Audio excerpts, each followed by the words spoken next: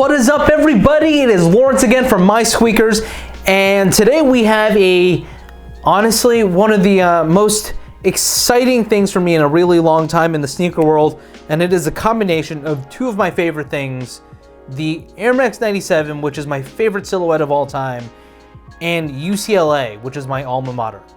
So without any further ado, here is the Air Max 97 done in the UCLA colorway. So officially, this is not the UCLA colorway. It is actually a collaboration between Undefeated, which is an LA sneaker shop, and Nike. And they've had other collaborations in the past, and they've actually had two other colorways of the Undefeated Air Max 97 drop sometime in 2020.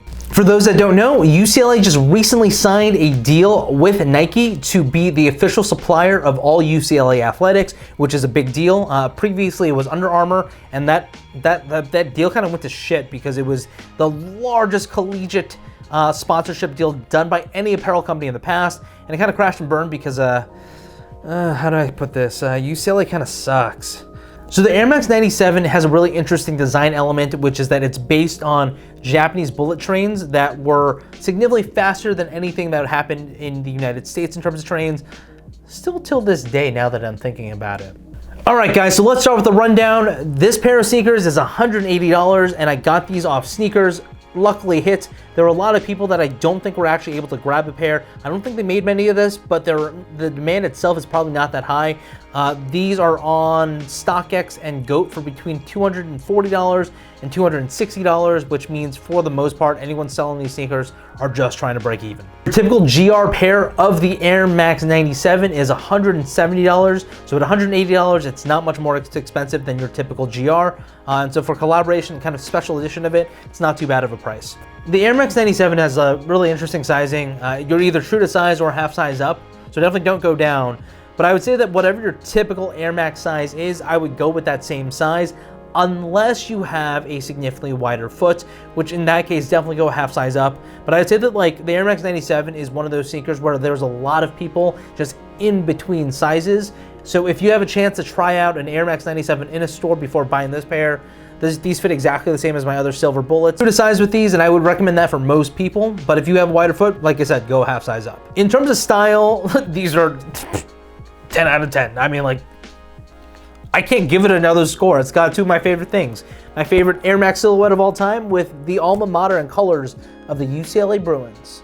On the other hand, then you have the comfort. The comfort is just not there.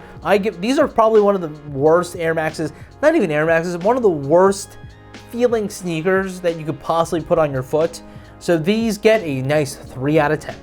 All right, so let's start with the upper like we always do. The composition of this upper is interesting in how it looks, in that it's basically alternating materials wrapped all the way around, kind of done in a wavy pattern. So at the very bottom of it, you have a synthetic white leather that is not premium to the touch and definitely feels cheap. And then in the middle of that, you have a meshy type of area over here with a white embroidered Nike on top of that.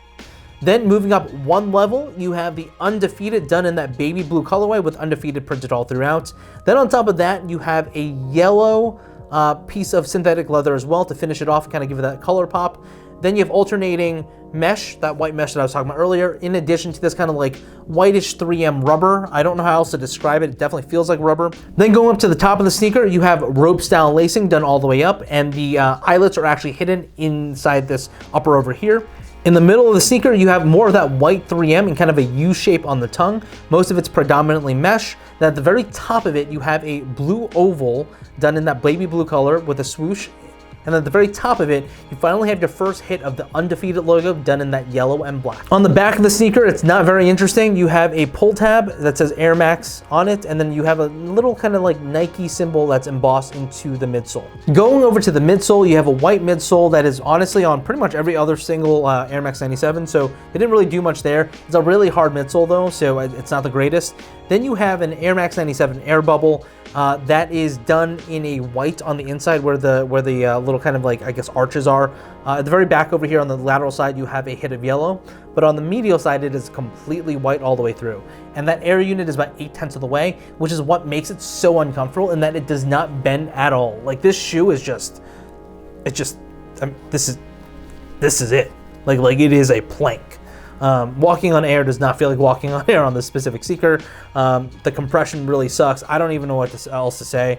It's not a comfortable sneaker by any means. Then on the outsole, you have predominantly gum, which I really liked a lot. Interspersed throughout there is the yellow that is on the upper of the sneaker as well. And then finally, a blue Nike logo. So what are my thoughts on this sneaker? I have to have this in my collection. I mean, it's not even a question. What I do kind of like about it is my silver bullets I haven't worn in a while because the air unit has gotten really milky, and for me that is definitely one of those sneakers that I want to keep as part of my collection.